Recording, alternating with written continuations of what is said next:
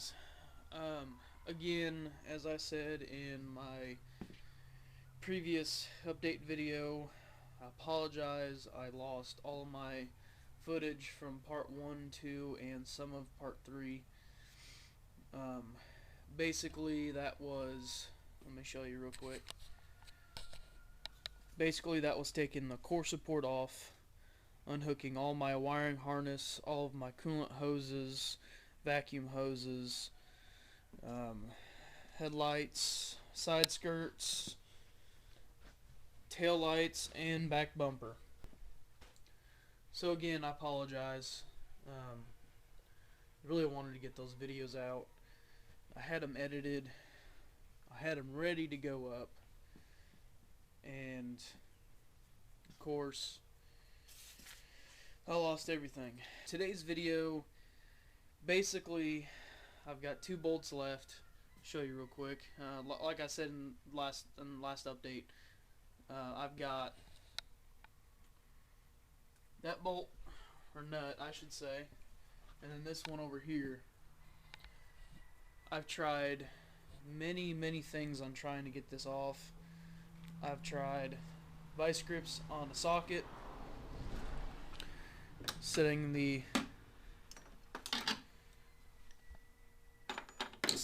socket on there with the vice grips on it. You put your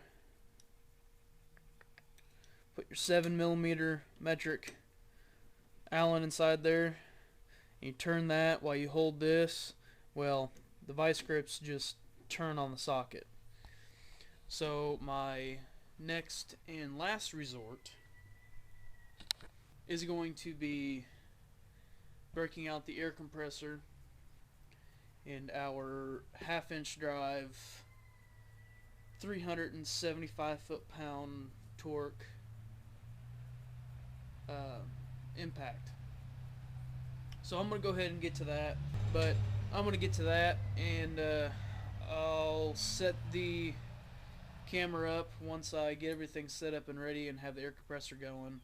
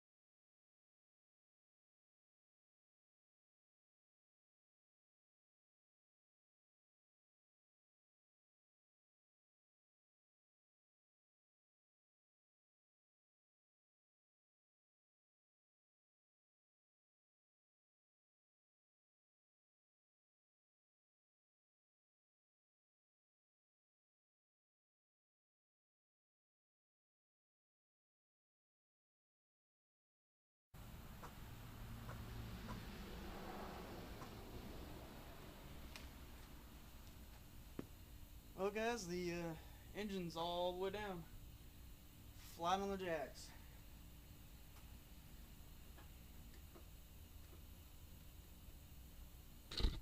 So it looks like all I got left is just one O2 sensor, and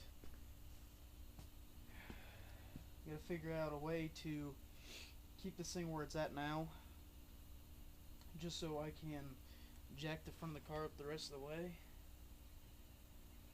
I'll be able to pull her out. So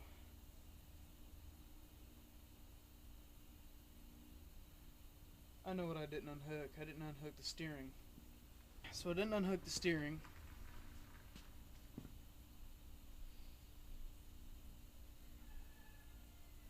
That's not good.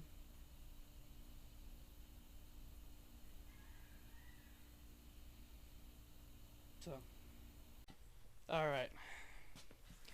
I got everything ready to come down. I start lowering the engine and trans, and noticed the one side is sitting up like this. Let me show you what I forgot to unhook. Steering shaft. Well, the rack and pinion where the steering shaft comes out, but there is literally, see if I can get this in here.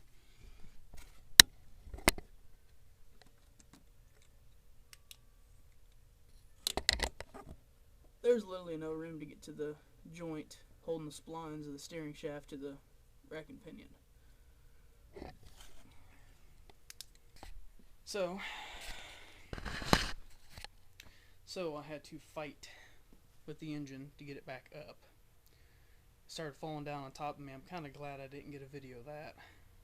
But it started falling down, so I had to reposition all the jacks, put his jack stand underneath it, and it was just a mess. So anyways, I'm going to figure out a way to get the steering shaft off right after I eat some lunch. So I'll get back to you guys here in a little bit. Alright guys. Well, having some issues here. I'll show you. The steering shaft does not want to come out of, or the shaft coming out of the rack and pinion does not want to come out of the steering shaft from the column.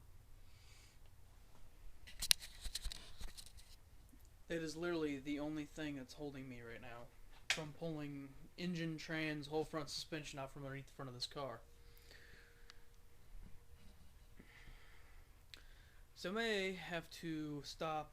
Technically this would be part of part 3, but for the sake of losing all of my stuff, I had to start from here. So I guess it's going to conclude part 1 of the Audi build.